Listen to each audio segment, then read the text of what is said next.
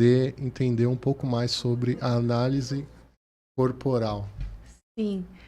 Vamos lá. Eu vou pedir para que ela sorri. Então, você vai sorrir.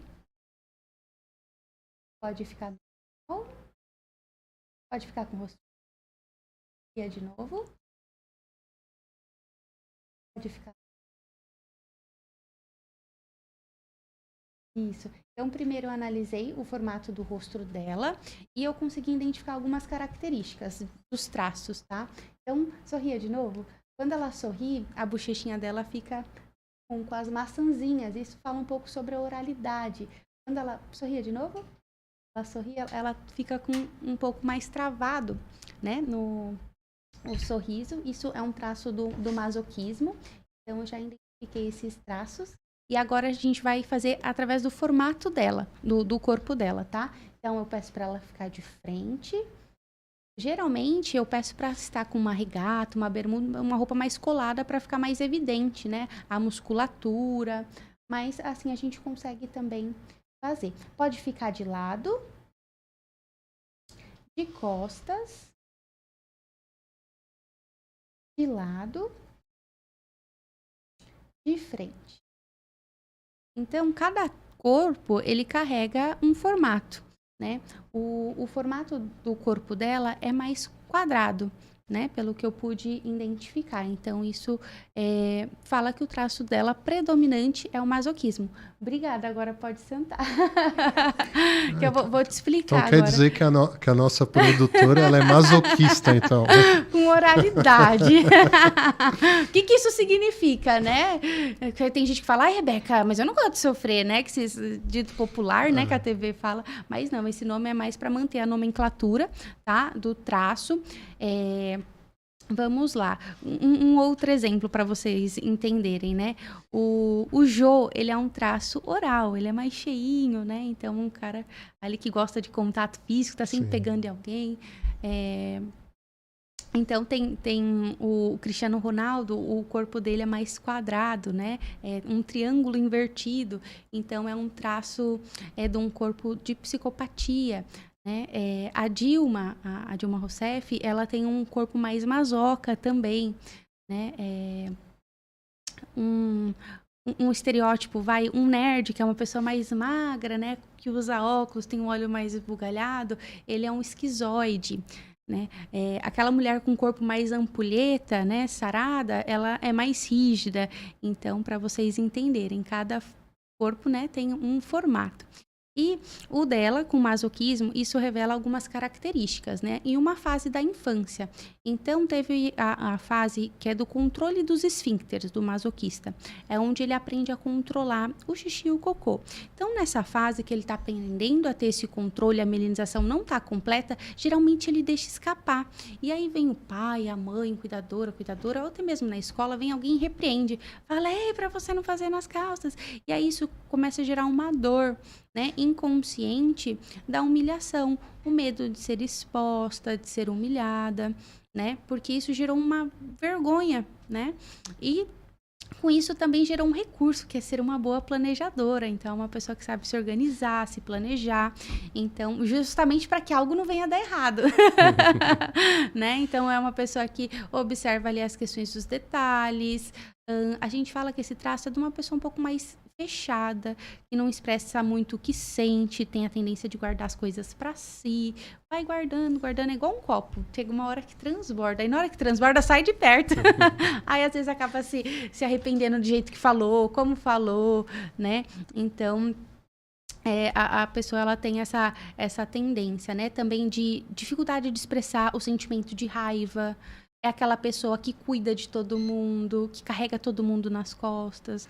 Eu até falo que é importante observar, né? Quem de fato você vai carregar, para não sobrecarregar. Agora, uma dúvida em relação a isso que você falou. Você falou que ela costuma carregar as pessoas nas costas. Existe algum padrão de comportamento? Geralmente a pessoa atrai pessoas opostas, semelhantes. Como que funciona isso? Porque você disse lá no começo que você teve relacionamentos tóxicos e que você conseguiu identificar alguns comportamentos idênticos ao que seu pai tinha. Uhum. Nesse tipo de análise que você faz, você consegue identificar quais são as pessoas, os comportamentos de preferência desse tipo de pessoa, no caso masoquista? Ou não existe essa regra específica? Olha, não existe essa regra de atrair, porque isso é uma característica de personalidade. Né? Então, a gente se atrai pelas pessoas pela energia, pelo jeito de ser. Então, as pessoas, por que as pessoas tendem a procurar o masoquista? É porque eles são mais ouvintes, são mais calmos. Então, a partir do momento que eu vou e ela né, me deixa à vontade para falar da minha vida, opa, então eu identifiquei que eu posso contar ali quando acontecer alguma coisa. Então, as pessoas veem essa liberdade a partir dos nossos traços. Né? Então, eu acho que eu vejo mais por essa linha, assim.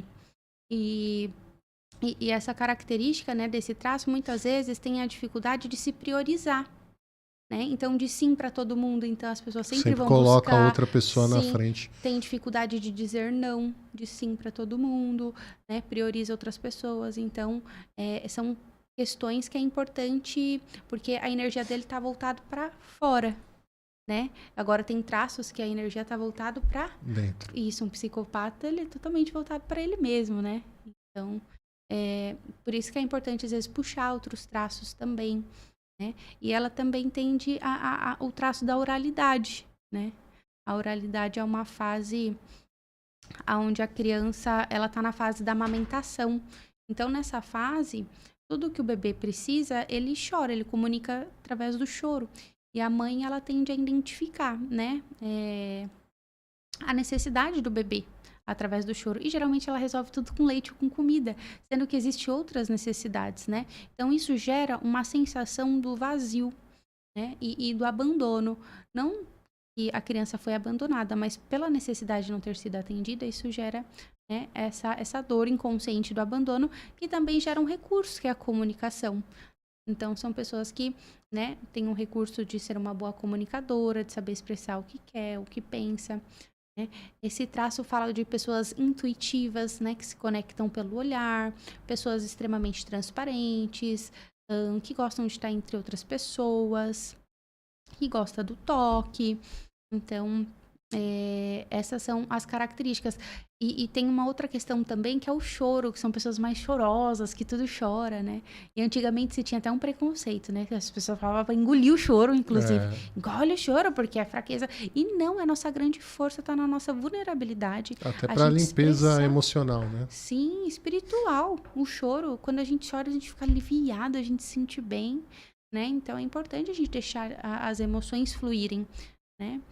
Para não vir um adoecimento, né? Como eu falei, a doença, ela começa na mente. Se você não trata na mente, no pensamento, ela vai para a emoção. Se você não trata na emoção, isso somatiza no corpo. É bem interessante isso. Uhum. Talvez algo que não se costuma ver na análise de psicologia, quando você vai para poder fazer uma terapia. Uhum. E aí eu queria só perguntar aqui, talvez vocês não estejam vendo, mas eu queria perguntar, teve alguma semelhança no que ela falou com o seu dia a dia?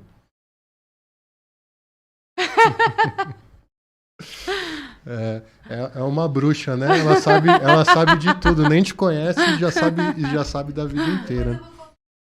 É isso aí. Uma coisa que eu queria te perguntar, que é uma dúvida que eu sempre tive, é o seguinte. Existe alguma predisposição para algum tipo de doença emocional? Quando a gente fala de predisposição, a gente está falando da questão genética, a gente está falando da questão alimentar e até da convivência, né?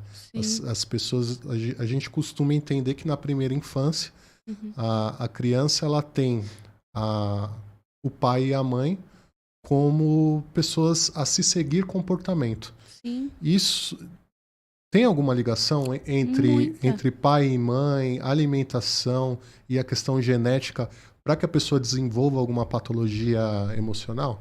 Muita. e todos esses itens, né, que você trouxe da predisposição da genética, alimentar, o sedentarismo, né, também a questão do comportamento, hábito, tudo isso pode levar, sim, a uma predisposição, né, a uma doença. Então, são fatores que contam muito. Então, nesse caso, vamos imaginar hipoteticamente aqui uma pessoa que esteja sofrendo de ansiedade. Ao que me parece, a ansiedade, ela é o primeiro gatilho, né, patológico.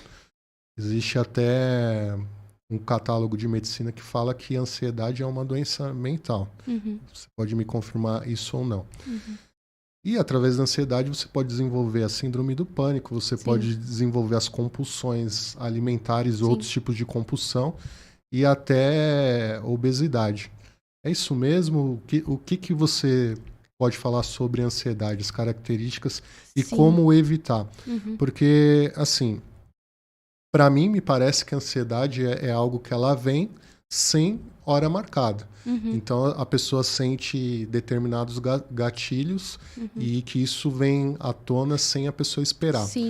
Mas, preventivamente, o que se pode fazer pelo controle da ansiedade? Sim, eu falo que a ansiedade e a depressão é o mal do século, né, 21. Então, a ansiedade ela é determinada pela angústia, né, a sensação de ruim, uma sensação de medo.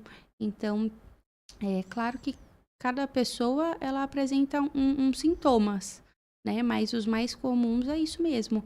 O medo irracional, né, a insegurança, o medo de falar em público, dificuldade ali na qualidade do sono. Então, todas essas são características, né, que o ansioso ele tende a apresentar como os sintomas. O depressivo, né, ele já é uma doença crônica, né, ali a gente fala que é a falta e a diminuição, né, da serotonina, da substância serotonina, né, que é essa conexão que a gente tem, então, com o sistema nervoso central, né, e a depressão já é essa falta ou a perca de vontade de coisas rotineiras do dia a dia, né, então é onde a pessoa está com uma baixa energia. Então, os sintomas ali mais apresentados, né, para quem está depressivo, é o cansaço extremo, a dificuldade de socializar, irritação, medo. E dentro desses dois cenários, né, tanto da ansiedade quanto da depressão, são sintomas que paralisam o indivíduo, né? Então, a ansiedade ali pela questão do medo, né, e pela angústia, né, e a expectativa ali do futuro, né? E a depressão pela falta de baixa, né, energia que a pessoa ela tem de convívio ali com as coisas ou até mesmo com as pessoas, né? E a gente tem os sintomas em comum, né, que são sintomas psicológicos, que é o medo, pensamentos negativos que as pessoas tendem a trazer, a dificuldade com o sono. E também tem os sintomas físicos, né? Que às vezes é a compulsão, né, alimentar, o aumento de peso, até mesmo o choro.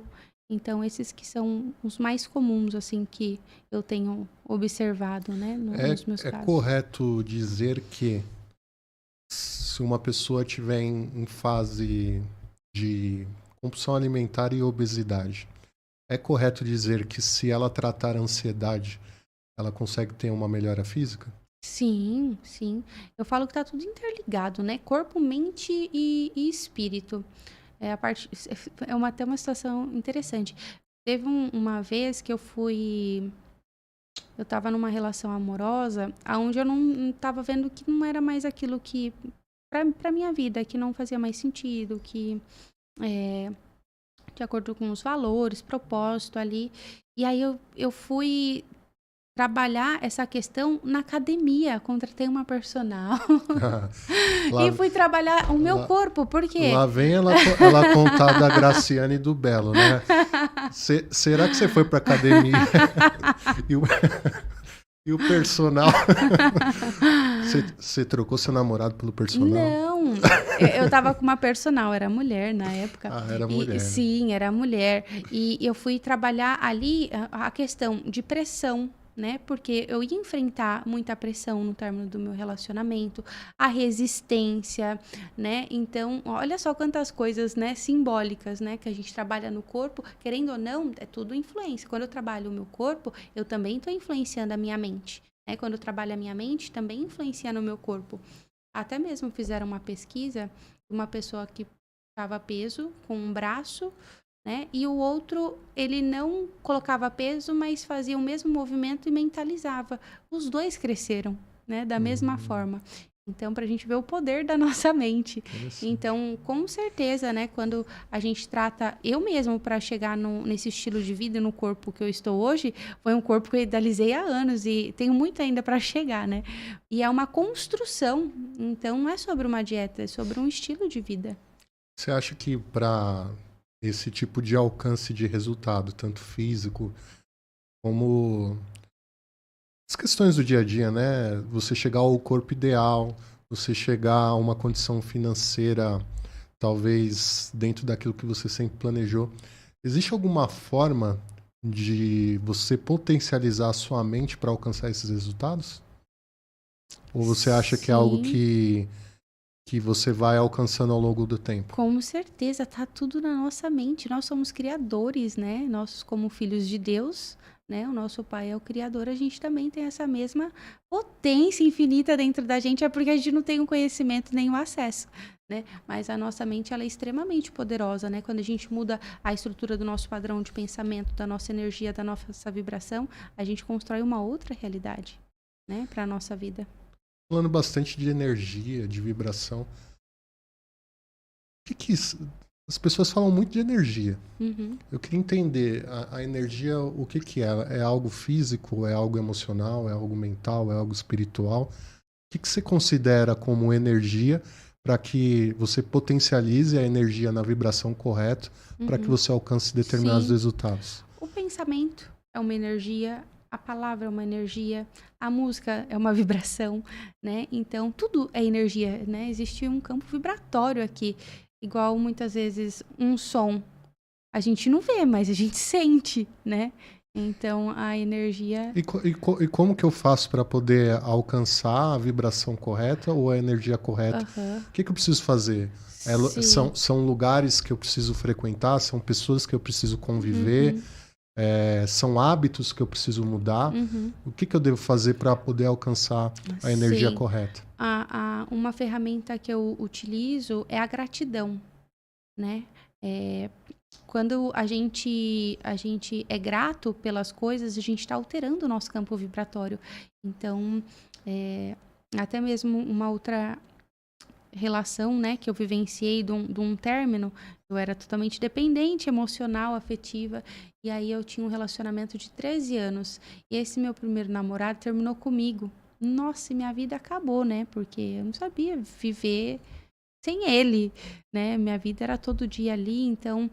E aí foi interessante que essa ferramenta chegou para mim, aonde eu comecei a me deparar além daquele relacionamento. Eu falei, não, eu tenho vida, eu tenho família, eu tenho amigos, né? E aí eu comecei a olhar para várias outras áreas da minha vida. Então existia a Rebeca além daquele relacionamento. E aí ali eu comecei a entender. Eu fui conseguindo mudar o meu campo vibratório, porque inclusive esse meu namorado, ele era acho que ele deve continuar muito pessimista, né? Então eu tinha essa visão também de reclamar e tudo mais, mas às vezes eu contrapunha ali com ele porque eu trazia comigo também esse otimismo, né? Então eu falava, você precisa agradecer mais pelas coisas e tudo mais. E aí eu comecei a ver que minha energia começou a mudar a partir dali, a partir do momento que eu comecei a ser grata, né? Então a gente vai limpando a lente, né, dos nossos olhos, e aí a vida a gente atrai mais do mesmo. Então quanto mais eu agradeço, mais o universo me traz, né, os agradecimentos. O universo não entende o não, eu não quero, eu não quero ficar doente. Agradece a sua saúde, sabe? Então é o que a gente está se conectando. E a partir da gratidão foi uma questão que eu trago até hoje, né? Todos os dias eu agradeço 10 coisas, né? Eu gosto de escrever, porque quando a gente escreve, a gente materializa. E quando eu comecei essa atividade, foi incrível, porque eu coloquei que eu ia para fora do país, que eu ia me formar na faculdade, que eu ia ter meus pacientes, meu consultório. E eu brincava com a minha mãe, falava, sabe? Ela falava, ai, Rebeca, vai tratar de trabalhar. Porque eu não trabalhava na época, eu só estudava. E, tipo, ela tirava onda comigo ainda, né? E eu acreditava. E aí foi muito interessante que minha irmã me liga e fala, ai, Rebeca, tira o passaporte. Eu falei, como assim? Ela, a gente vai pra fora. Você quer ir pra onde? Pra Inglaterra ou pra Cancún? Eu falei, ai, eu não acredito. Ela falou, sim. E aí eu falei, caramba, eu tinha agradecido, olha só, né? O poder da palavra, da intenção. Então, além de você pensar, você tem que sentir também, você tem que vibrar, né? Para as coisas começar a fluir. E o que acontece? A gente vive num mundo onde as pessoas, elas acabam incentivando uma energia de escassez, de falta. Meu, a maioria das pessoas, você vai conversar, a pessoa tá reclamando, tá? Por quê? Vê televisão o dia inteiro, e na televisão só passa tragédias. Uma coisa que eu eliminei da minha vida, as pessoas falam assim, você viu isso? Não vi. Né?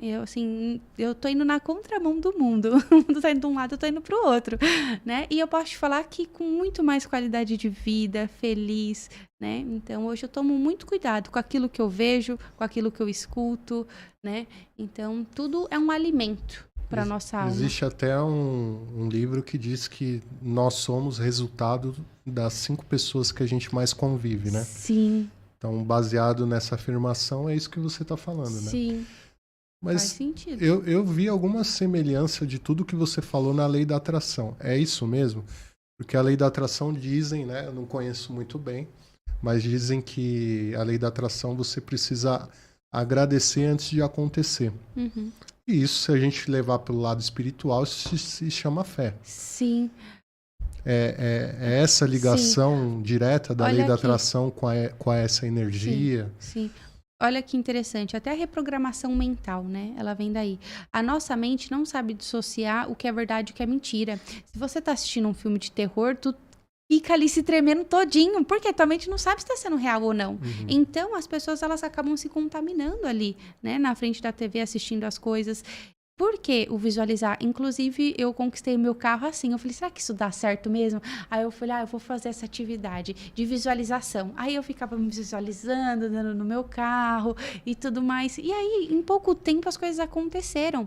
Então, literalmente, né? As coisas começam primeiro no pensamento. Tudo que tá aqui em torno, antes de estar aqui, foi pensado. Alguém pensou em comprar essa televisão, desejou essa taça. Então, tudo começa primeiro no pensamento. Por isso que aquela questão da gente mudar a nossa mentalidade, a gente muda a nossa realidade. Eu gostei disso, eu quero entender um pouco melhor, até porque eu acabei de comprar um carro, tem 2 meses, mas eu já tô querendo trocar. Qual que é o exercício que eu preciso fazer? Qual que é o exercício que o pessoal que está assistindo precisa fazer para mudar essa mentalidade? Uhum. Porque realmente o que você falou de mentalidade de escassez, isso é normal. Sim. Normal não é, mas é algo habitual, né? E as pessoas, elas se limitam muito. Uhum. E como que eu faço para poder mudar essa chave, já Sim. que você falou que existe uma parte da mente que ela não separa a realidade da imaginação? Sim. Isso, se a gente for levar para alguns conceitos de terapia, a gente chama isso de subconsciente, que é o lugar da mente onde fica guardado 95% daquilo que nós somos. Inclusive as emoções que são geradas no dia a dia, aquilo que ocasiona algumas doenças, né? Sim. Mas como fazer isso? Existe algum exercício específico? Sim. Porque se existir, eu já quero fazer agora. Existe. Então vamos lá, vamos aprender para saber como que é. Sim, existe sim. Um exercício, inclusive, eu passei esses dias pelo meu Instagram, né, nos stories, pra galera em casa fazer. Que é ficar 24 horas sem reclamar e sem falar coisas negativas. Começa aí, na mudança de mentalidade. Então, toda vez que vir um pensamento negativo, você substitui por um pensamento positivo, né? Porque os nossos pensamentos, né, e nossa fala é um decreto, né, para o plano espiritual. Então, quando a gente fala, o poder da palavra, né? Então, por isso que é importante a gente começar a buscar, a ter mais essa noção do que eu tô pensando, do que eu tô falando. Então, é muito interessante, né? E você começa também a se perceber. Então, deixa eu ver se eu entendi. Você pensou, Uhum. para que isso aconteça, eu tenho que falar? É isso? Ou eu pensei e mudo meu pensamento?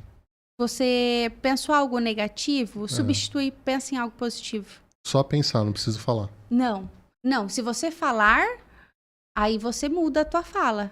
Agora, se eu pensar, eu só mudo o pensamento. Muda o pensamento. Isso. Esse é o primeiro exercício. Aham, sim. E eu preciso fazer isso durante quanto tempo para poder Porque não reprogramar adianta minha você mente? visualizar uma coisa e você viver 24 horas reclamando, pensando em coisas negativas. Porque você está atraindo o que a gente pensa, a gente atrai, o que a gente fala, a gente atrai. O que você está pensando? O que você está trazendo para você? Entendi. E existe algum tempo específico que eu devo fazer isso? Quando que eu vou perceber que a minha mente ela já teve alguma mudança? Sim. Eu nunca fui uma pessoa de reclamar, de muita reclamação. Então, na prática, né, assim, esse primeiro exercício eu nem precisei fazer porque eu não tenho esse hábito. Mas a maioria das pessoas eu vejo que tem, né? Comigo, com a gratidão, foi uma coisa onde eu consegui um ápice muito, muito grande, assim, em vários aspectos da minha vida, né? O mínimo é 21 dias, porque tudo para virar hábito precisa ser feito 21 dias. Mas a prática ela é tão poderosa, é tão boa, que as pessoas levam pro resto da vida. Teve até uma paciente que eu falei, bom, você já terminou, fez os 21 dias, se você quiser encerrar. Não, imagina, não vou parar. Não vou parar, né? Porque se a gente quer conquistar as coisas, a gente pede às vezes para Deus as coisas, mas a gente não é grato nem no mínimo. Nem nas coisas que você tem, você tá querendo mais. Pera, veja o quão grato você é, agradeça as coisas que você Agradecer tem. pelo aquilo que já Sim, conquistou, né? sim. E nessa atividade você pode agradecer as coisas que você tem, as coisas que você também gostaria de conquistar, né? Como se elas já tivessem acontecido. Então, aqueles vídeos que a gente vê na internet, seu saldo é de 11 milhões, 250... Ai, É, olha, será que se eu mudar o meu hábito, reprogramar minha mente, será que eu posso alcançar isso?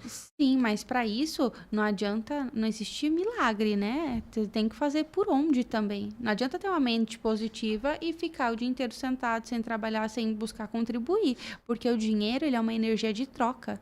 Então a gente contribui com o mundo para que seja recompensado. Então o trabalho, né, é essa base de energia. Então se você não se coloca ali e fica também sentado só pensando positivas coisas, né, você tem que fazer por onde. Então tem que ter um comportamento, uma ação. É interessante isso. Hoje já vou pegar como hábito a partir de hoje, vou Sim, fazer o compra teste. um caderno. Geralmente eu tenho um caderno, que é o caderno da gratidão, né? Então, esse caderno é específico só para agradecimento. O mínimo é 10, mas eu costumo agradecer muito mais que 10 coisas, Tem né? algumas pessoas que escrevem no caderno, colam em algum lugar para poder lembrar. Isso pode servir como exercício também? Sim, eu gosto de escrever frases em post-it e deixar na minha mesa de trabalho, no Espalhado em espelho. todos os Aham, lugares. porque são as afirmações. Aí entra no. As afirmações. Muita gente usa esse contexto de afirmação. O que seriam as afirmações? Para o leigo entender. Uhum. É você sempre falar coisas positivamente, talvez mudar essa interação de pensamento negativo para pensamento positivo. Uhum. O que isso muda no dia a dia? Isso também é um exercício de 21 dias, as afirmações. O que seriam as afirmações exatamente? As afirmações, eu não tenho um período específico. É uma coisa, é uma prática que eu tenho, né, no estilo de vida. E eu acho que são frases que me impactam, né, de energia que eu tô precisando. Então, eu sempre gosto de olhar porque você tá se nutrindo. Lembra que tudo é um alimento? Então, Sim. aquela afirmação é um alimento ali pra você. Aí, ontem foi interessante. Eu tô com desejo de conquistar algumas coisas. Aí eu falei, vou escrever e vou colar, para quando eu trabalhar ficar firmada ali. Porque você trabalha diferente, que você sabe. Por quê? A gente não trabalha porque a gente tem que trabalhar, a gente trabalha para conquistar um sonho, para realizar algo. Então você tá ali em contato, você fala, né? Você vai diferente, você tá com mais energia. Existe alguma técnica de a gente poder controlar? É claro que em toda situação você nunca vai conseguir controlar o comportamento do outro, sempre o seu. Uhum. Mas existem situações que talvez o outro te cause alguma situação desagradável e você internaliza aquilo.